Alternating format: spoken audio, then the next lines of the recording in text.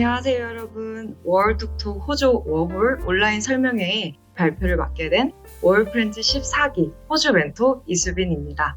이렇게 화상으로 만나 뵙게 되어 굉장히 반갑습니다. 워홀톡톡을 신청해주신 분들은 대부분 워홀을 현재 고민 중이시거나 준비 중이신 분들일 거라고 생각이 돼요. 그래서 호주 워홀에 대해 대략적으로 궁금해하실 부분에 대해서 최대한 많이 준비했으니까요. 지금부터 집중해서 들어주시면 감사하겠습니다. 일단 Working Holiday, 줄여서 워홀이 뭔지에 대해서부터 간략히 설명을 드리고 넘어갈게요. 워홀톡톡에 참여하신 분들 중에서 워홀 자체가 정확히 뭔지 잘 감이 안 잡히시는 분들도 계실 것 같아요. 워홀은 단어 그대로 working이라고 holiday, 휴식을 갖는 여정을 뜻하는데요. 사람마다 워킹에 초점을 둘 건지 휴식에 초점을 둘 건지 아니면 둘 다 챙길 건지는 개인의 목적에 따라 달라진다고 볼 수 있습니다. 그렇다면 저는 워홀을 왜 갔을까요?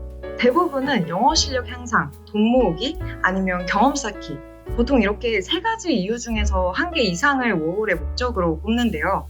저는 어렸을 때부터 역사, 언어, 문화 같은 것들을 굉장히 좋아했어서 특히나 언젠가 한 번쯤은 영어권 국가 원어민들 사이에서 한 명의 사회인으로서 살아보고 싶다라는 생각을 했었어요. 그리고 워홀을 결심했을 때까지만 해도 제 희망 진로가 역사교사였어서 임용을 준비하기 전에 그 꿈을 먼저 실현하고 오자는 생각이 강해서 대학교를 2학년 때까지만 다니고 휴학을 한 다음에 워홀 준비를 하고 계획대로 만 21세의 나이로 2023년 9월 6일 밤에 호주로 혼자 떠나게 되었습니다.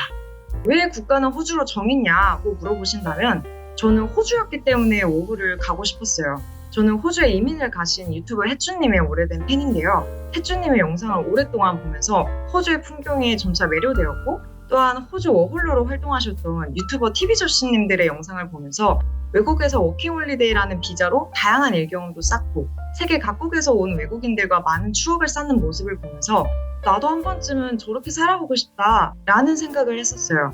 물론 다른 나라에서도 충분히 가능한 일이고 볼 수 있는 풍경이지만 호주라는 나라가 저에게 그렇게 가깝게 느껴지고 비자 역시 신청 조건만 맞으면 바로 나오는 유일한 나라이다 보니까 내가 워홀을 간다면 당연히 그곳은 호주지 라고 생각을 했던 것 같아요. 그렇게 해서 떠난 호주는 어땠냐고요? 정말 너무 좋았어요. 저는 제 2의 고향을 호주로 생각하고 있을 만큼 호주라는 나라 자체에 대한 애정이 엄청 큰데요. 그런 마음이 들게 한 이유 중 3가지만 뽑아보자면 일단 첫 번째로 다른 사람의 시선을 아예 신경 쓰지 않을 수 있어요. 1차적으로는 이민자들의 나라이다 보니 민족성 자체가 매우 다양하게 존재하고 더 넓게 본다면 수많은 개성이 허용되고 존중받는 나라여서 누가 어떻게 입고 어떤 모습으로 어떤 이들과 함께하든 서로 아무도 신경을 안 써요. 그게 저에게 엄청난 자유를 주었습니다. 두 번째로는 자연과 도시의 조화가 정말 잘 되어 있습니다. 제가 가장 오래 머물렀던 도시 시드니는 수많은 빌딩이 여러 채 놓여있지만 그 주변에 녹색의 공원과 푸른 바다는 어딜 가든 둘러싸고 있어요. 그리고 그러한 곳에 대한 접근성이 매우 용이합니다. 마지막으로 사람들이 정말 여유로워요. 점심시간이 되면 공원에 335 모여 앉아 책을 읽거나 가볍게 운동을 하거나 아니면 도시락을 먹으며 피크닉을 즐기는 모습을 흔하게 볼 수 있는데요. 커피숍이나 마트에서도 직원들이 주문을 받으면서 스몰톡을 나누는 게 자연스럽고 행정적인 처리 속도도 물론 빠르진 않지만 그 느긋한 리듬이 오히려 저에게는 스트레스 없는 삶의 한 부분처럼 느껴졌어요. 이러한 사람들의 삶에 약간 급함보다는 여유가 깔려있다는 점이 제가 호주에서 가장 크게 느꼈던 매력 중 하나였습니다. 이쯤에서 궁금한 점이 하나 생기셨을 것 같아요. 그래서 호주 가기 전 영어 실력은 어느 정도셨나요? 어느 정도 영어 실력이어야 호주에 혼자 가도 잘 살아남을 수 있나요? 그에 대한 대답으로는 5분 정도 혼자 스스로와 프리토킹 해보시라는 답변을 드리고 싶어요. 저는 스피킹 실력이 출국하기 5개월 전까지만 해도 정말 최악이었거든요. 그때 제가 할 수 있었던 말은 Hi, how are you? I'm good, how about you? My name is Subin Lee, what's your name? I'm 21. May I ask you your age? 이 정도였던 것 같아요. 그 이상으로는 대화가 물론 아예 안 되는 건 아니었지만 진짜로 문장이 잘 안 만들어지고 그리고 상대방이 뭘 하는지 잘 들리지도 않았어요. 저는 영어 기사를 읽고 영어권 드라마나 영화를 보는 건 좋아해서 텍스트를 이해하는 데는 어느 정도 괜찮았지만 워홀에서 가장 중요한 리스닝과 스피킹은 많이 부족했던 것 같아요. 그래서 그 두 스킬을 강화하기 위해 노력을 많이 했는데요. 사진에 보이는 것처럼 첫 번째로 유튜브 코엠님의 워홀 영어 족보 끝장판이라는 전자책을 구입해서 통째로 암기를 했었어요. 거기에 있는 문장을 정말로 다 외우진 못했지만 주제별 대화문을 최대한 많이 외우려고 그것을 안 보고도 해당 맥락을 떠올리고 문장을 술술 내뱉을 때까지 계속 반복해서 말하고 기억하는 연습을 했던 것 같아요. 또 책에는 리스닝 파일이 있거든요. 그걸 들으면서 쉐도잉을 여러 번 했더니 그 덕분에 발음도 더 좋아지고 호주에 갔을 때 정말 제가 외웠던 문장을 자연스럽게 말할 수 있게 되더라고요.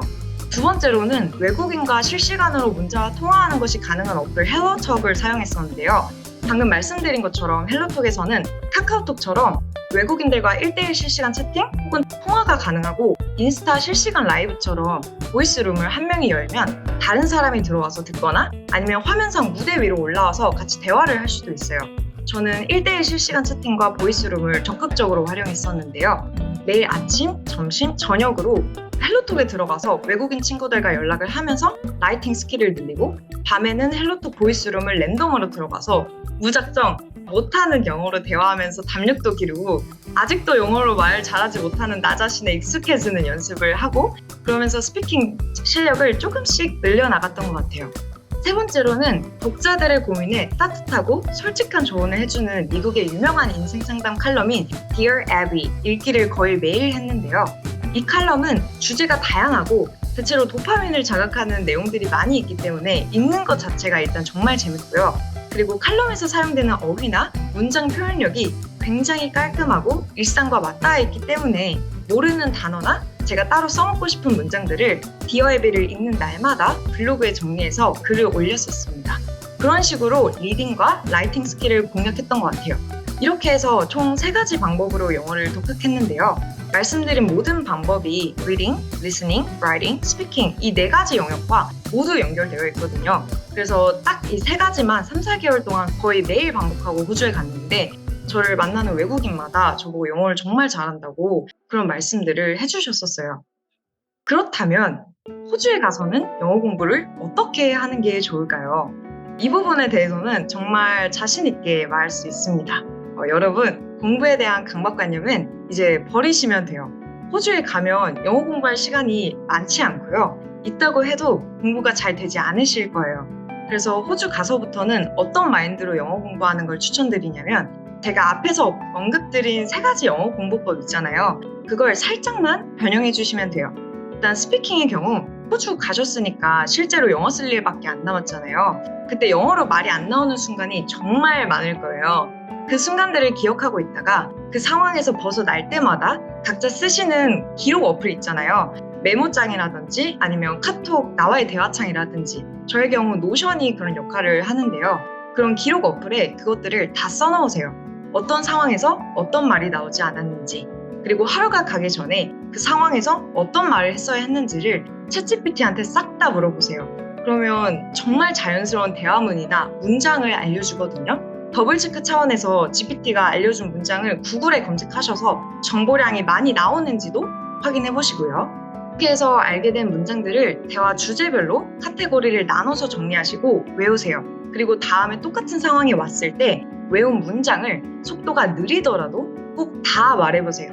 그 상황이 반복되면 반복될수록 어느 순간부터는 정말 자신의 문장이 돼서 Hi, how are you처럼 그냥 툭 하고 튀어나올 거예요. 리스닝의 경우 호주 가시면 일상이 되니까 굳이 공부를 따로 하실 필요는 없다고 생각을 하는데요. 저는 호주 가서도 리스닝이 많이 부족하다고 생각이 돼서 비교적 시간이 덜 드는 외국 배우들 인터뷰 영상을 자막 없이 보고 뭐라고 하는지 확인하는 작업을 시간 날 때 가끔 했었어요. 그랬더니 안 들리던 문장들이 정말 어느 순간부터 잘 들리더라고요. 그리고 라이팅의 경우에는 이제 호주 가시면 외국인 친구들 많이 사귀실 거잖아요. 그 친구들과 메신저로 연락을 자주 하시는 게 답입니다. 호주 가서는 사실 문어체로 문장을 만드는 데 집중하기보다는 현지인들과 어떤 식으로 어떤 대화를 나누는지 파악하는 게 중요하기 때문에 그들의 화법에 따라가는 게 좋습니다. 그리고 가장 중요한 건 실제 친구들이잖아요. 그래서 대화 주제가 무척 다양해질 수가 있거든요. 그런 다양한 상황에서 어떤 식으로 말이 오가는지 보시고 따라하시면 됩니다. 물론 영어 일기를 매일 쓰고 GPT한테 첨삭받을 수 있다면 베스트지만 그럴 여력이 없다 그러면 외국인들과의 문자 연락을 열심히 하시면 됩니다. 리딩의 경우 저는 Dear Abby 공부법을 그대로 따라했는데요. 가끔 자극적인 이야기를 읽는데 질렸다 그럴 때는 본인이 흥미로워하는 주제를 구글에 검색해서 관련도가 높아 보이는 포스팅을 선택해 읽고 모르는 어휘나 내 것으로 만들고 싶은 표현을 블로그에 따로 정리했었습니다. 제가 방금 말씀드린 4가지 방식은 시간 날 때마다 틈틈이 하시면 좋고요. 안 하셔도 호주에서의 1분 1초가 새로운 자극으로 눈과 귀로 다 흡수될 거기 때문에 크게 걱정은 안 하셔도 됩니다. 물론 본인께서 영어 실력이 정체되어 있다고 느끼시는데 노력을 안 하시면 그건 살짝 안 되겠죠. 영어 실력에 대한 궁금증은 어느 정도 해소가 되셨을 것 같고 그러면 본격적으로 일은 어떻게 구하나요? 그에 대한 답변을 해볼게요. 아까 사진을 통해 보셨겠지만 저는 호주에 있는 1년 동안 5개의 직업을 가졌는데요. 시드니에서 머무를 땐 젤라또 샵에서 커스터머 서비스 어텐던트 그리고 다이닝 카페에서는 웨이트리스로 일했었어요. 다음으로 세컨 비자 취득을 위해 케언즈 그리고 마리바에 넘어가서는 치킨 공장에서 미커를 그리고 귤 농장에서 픽업로 일했었습니다. 마지막으로 뉴 사우스 웨일스 주에 있는 모스베일, 오렌지 그리고 켄싱턴에서 머물면서 펫시터로 지냈었어요. 이렇게 다양하게 오지잡 경험을 쌓았는데 그럴 수 있었던 방법에 대해서 지금부터 소개해 드릴게요. 첫 번째로 서비스직입니다. 서비스직의 경우 오지잡 경력이 없는 워홀러들은 Seek, Indeed, 조라 등 유명한 호주 구직 사이트에 올라온 공고에 지원하고 오매불만 기다리기보다는 그 공고들 중에서 마음에 드는 곳을 구글 맵스에 북마크를 해둔 다음에 나를 잡아서 출력해둔 이력서와 커버레터를 들고 돌아다니시면서 직접 레주메를 대면으로 돌리는 방법을 추천드려요. 저 역시 그런 사이트에 이력서와 커버레터를 올리고 지원을 했었는데 단 한 번도 연락을 못 받았고요. 제 지인 중에 그런 사이트를 통해 일을 구한 워홀러들은 다 이미 오지잡 경력이 있는 상태였어요. 그래서 이력서와 커버레터 복사본을 될 수 있는 한 많이 들고 찜을 한 곳들과 그 주변에서 마음에 드는 곳들을 직접 방문하시면 되겠습니다. 두 번째로 공장과 농장 파트인데요. 사실 차가 없는 워홀러의 경우 오지잡을 구하기가 굉장히 힘들어요. 농공장에 위치한 지역들은 대부분 뚜벅이로 오가기가 힘들고 대중교통도 잘 되어 있지 않거든요. 그럼에도 나는 무조건 영어 쓰는 곳에서 농공장 일을 하고 싶다. 그러면 제가 한 방법을 참고하시면 좋습니다. 저는 페이스북에 페이지들을 적극 활용했었는데요. 사진에 보이는 것처럼 검색창에 본인이 살고 있는 지역이나 그 근처 지역 이름과 factory, farm job, backpackers, working hostel 이런 식으로 검색하면 여러 관련 커뮤니티 페이지가 나와요. 그곳들에 가입해서 수시로 구인 정보들을 확인하고 최대한 빨리 거기에 적혀있는 번호로 이력서를 보내면 됩니다. 다른 방법으로는 구인이 아니라 구직 게시글들을 보고 친해지고 싶은 사람한테 연락을 하는 건데요. 같은 워홀러들이다 보니 다 일을 구하는 입장이라서 서로 정보를 교환할 수가 있거든요. 저는 그렇게 해서 대만 친구랑 친해졌었는데 원래는 페이스북 페이지를 통해 알게 된 바나나팜 연계 워킹 호스텔에 가려다가 그 친구가 조건을 들어보니까 거기가 더 좋은 거예요. 그래서 HR 매니저 번호를 건네받아서 계속 연락을 취했더니 콜 인터뷰로 이어졌고 결과적으로 보스로부터 없던 일자리를 만들어냈습니다. 농장 구직을 성공하게 된 데에는 운이 3번에 걸쳐 맞아떨어진 덕이 큰데 아까 말씀드렸다시피 페이스북 페이지를 통해 바나나팜에 원래 갈 계획이었던 것처럼 농장 일도 차 없는 워홀러가 충분히 노력만 하면 페이스북을 통해 구할 수 있다. 그리고 주변에 아는 사람 모르는 사람 총동원해서 내 상황을 알리다 보면 기회가 만들어진다. 그런 말씀을 드리고 싶어요. 페이스팅의 경우에는 사이트를 이용했는데요. 제가 사용한 오지 하우시터스에서 연간 멤버십을 결제하고 프로필을 완성한 뒤에 제가 만든 메시지 양식을 복붙해서 제가 가고 싶은 지역에서 펫시터를 구하는 펫 오너분들께 대량으로 돌렸어요. 그렇게 연락을 한 차례 돌렸더니 반나절도 안 돼서 두 분께 긍정적인 연락이 온 거예요. 그 두 분 중 한 분이 제가 살아가는 시드니에서 그리 멀지 않은 지역에 계시길래 바로 그분께 연락을 드려 페이스팅 일을 시작하게 되었습니다. 저는 반려동물을 한 번도 키워본 적이 없고 페이스팅 경험도 없는데 어떻게 그 기회를 따냈냐? 이 부분에 대해서는 제가 워킹홀리데이 카페 워프렌즈 그 꿀팁 정보 카테고리에 글로 정말 자세히 써놓았거든요. 서비스직 이력서와 커버레터 양식, 내용 구성 방식과 함께 다 올려두었으니까 그 글들을 참고하시면 좋을 것 같아요. 그러면 이번에는 집으로 주제를 넘어가 볼게요. 집의 경우 주로 사이트를 이용하는데요. Flatmates, Gumtree, Facebook Marketplace 등이 있는데 저는 집 구할 때 무조건 Flatmates만 사용했었어요. 그 이유가 뭐냐면 Flatmates가 사용하기 굉장히 쉽고 인터페이스가 깔끔하게 되어 있어요. 게다가 이 사이트는 멤버십을 결제하지 않아도 집주인들에게 컨택이 가능하고요. 집과 관련된 모든 정보를 무료로 보실 수가 있습니다.